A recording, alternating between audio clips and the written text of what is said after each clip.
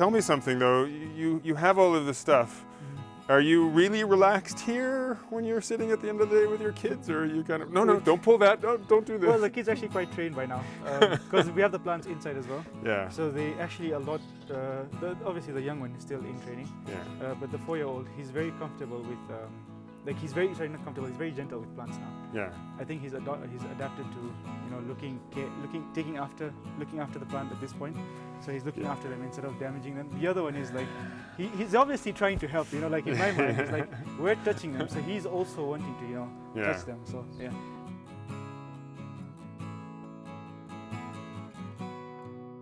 Yeah. So this area is pretty much where we come to sit together as a family, and everything. A nice, cool, relaxing area. Yeah, so I've actually grown a lot of berries in this area because I like my kids to be able to come in and pick something that they can straight away eat. Our children should be raised with the idea ingrained in their minds that food comes from the ground, so we need to look after the ground. Yeah.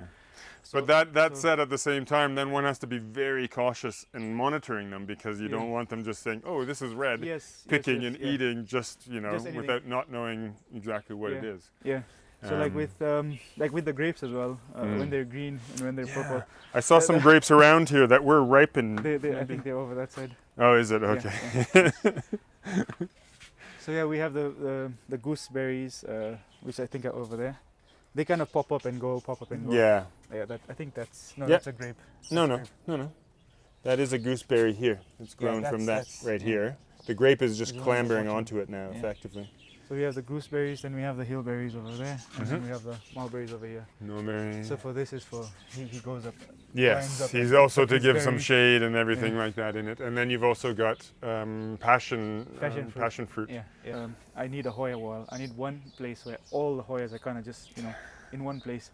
So yeah, I built this very recently. They've just started catching now. I did it before the rainy season, hoping the rainy season would be the boost of the. Is this going to be enough soil for a hoya? Definitely. Is it? Yes. Yeah. So this was my prototype over here. I did it with succulents. So the cactus and obviously the spider plants have those the roots. Yeah. And the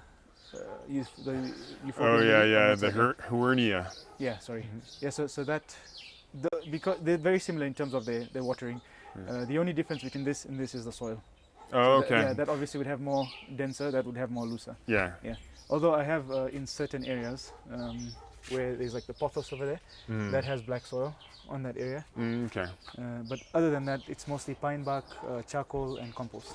Okay. So for hoyas, because they don't need so much space for their roots, this could be the size of the root ball, and the plant could be that big. Well, but I suppose also, okay, you've planted it here, but it does have the ability to root run now as well. So I think what it is it should be shallow enough to dry out quickly. So it should be small enough to dry out quickly. So in this case, it would be shallow enough to dry out quickly. I suppose the one thing that I would say is going forward, is something like this in the hot season going to be potentially a problem? This was done in the hot season before the rainy season. Oh, okay. Yeah, and it was perfectly fine. I think you want to do this because I did think of that, you want to do it in a shady area. You don't want to do this in a hot area. Because if it was exposed, then you're going to burn roots effectively in that metal process. Metal is not good for flower pot, definitely not. But it will be generally longer lasting than using the plastic of guttering or something like that, which is nice. I should have painted it, but this was me being very lazy, and I wanted to put everything inside really quickly. So I just but painting it, it gives a year, and then you realize, oh, I missed that spot, I missed this. There's always something that comes up in it. Yeah. But this is a nice kind of relaxation spot. You sit here, and you don't really, it can kind of take you away from outside, everything else and from the stuff city, like that, which is nice. Even just the air. The air here is a lot more cooler, a lot more fresher, greener. Well, it definitely helps having your birds here, because then you get much more sound, like you're actually in somewhere that's a lot more probably rural than what it is. Yes, than urban.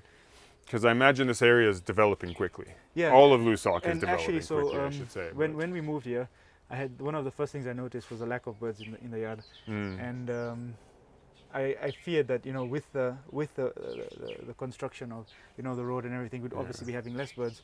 But I think with the garden growing, it's been attracting a lot more birds, even though it's becoming more busier. Yeah. So I think that's very important as well, for our bird population. As Zambians, we need to look after them as well. So having birds... We definitely need more birds around because they're an integral part of the ecosystems. Yeah, there's a few interesting rare species, well not rare, collector's items. That's Variegated, but the variegated. Oh, okay. So we have the green specimen over there. That's the variegated. I got this recently. I bought one with a friend of mine in South Africa, so we're kind of sharing it at the moment. Oh, okay, nice. So that is the plant, 1, 2, and 3. Growing them, and then when they start to propagate, then people will get there. So the problem is that, you see, only this one has given out a variegated leaf. That one hasn't even done anything. While this one, that was the first leaf, and all of these are just green. Yeah. Right. But there's a high possibility it would. So I'm just kind of letting them grow. Letting them grow and seeing kind of what keep they chopping have. them. Yeah. That's elbow. That's the variegated. That's the mint variegation. I must admit, I'm completely like I don't know differences in any of these kinds of. I look at it as, oh, it's variegated. To me, you know, mint. I don't quite understand how they mean when they say mint and things like that. I think it's the green on green. Kind of. Okay. Yeah. And then that's elbow in term because of the white. So you have the that and this one here are exactly the same plant, but because of that, like what we were discussing earlier, the stem, the node where you get the node. Where you pick the stem. So this one I specifically picked because I wanted the half and half. Yeah. So it was I looked for a nodule that was literally green and white right in the center, and that is how you get that. And that's the result.